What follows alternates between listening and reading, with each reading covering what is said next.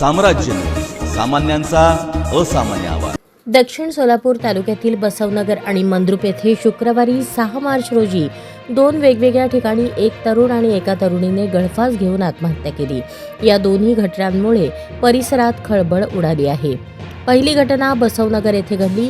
पल्लवी किसन पवार वय 19 राहणार बसवनगर तालुका दक्षिण सोलापूर हिने अज्ञात कारणावरून राहत्या घराच्या लोखंडी पाईपला काळ्या रंगाच्या साडीच्या साहाय्याने गळफास घेऊन आत्महत्या केली।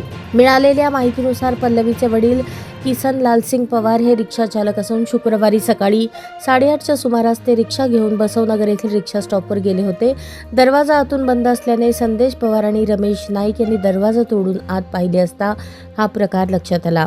तिला ग्रामीण रुग्णालय मंद्रुप येथे नेण्यात आले, मात्र डॉक्टरांनी तपासणी करून उपचारापूर्वीच मृत झाल्याचे सांगितले। दुसरी घटना मंद्रुप येथील सकलेश्वर गल्ली परिसरात घडली। अभिजित सिद्धरामप्पा मेंढगुदले वय 25 राहणार मंद्रुप या तरुणाने घराच्या गच्चीवरील खोलीत पंख्याला नायलॉनच्या दोरीने गळफास घेऊन आत्महत्या केली। याबाबत मिळालेल्या माहितीनुसार अभिजितचा मंद्रुप येथे मोटरसायकल शोरूमचा व्यवसाय होता। गुरुवारी रात्री कुटुंबीय झोपी गेले होते। पहाटे 5च्या सुमारास त्याचा भाऊ सुमित मेंढगुदले जागा झाल्यावर अभिजित खोलीत नसल्याचे लक्षात आले। शेजारच्या खोलीत पाहिले असता अभिजितने पंख्याला नायलॉनच्या दोरीने गळफास घेतलेल्या अवस्थेत आढळून आला। उपचारासाठी ग्रामीण रुग्णालयात नेले असता उपचारापूर्वीच त्याचा मृत्यू झाल्याचे डॉक्टरांनी घोषित केले।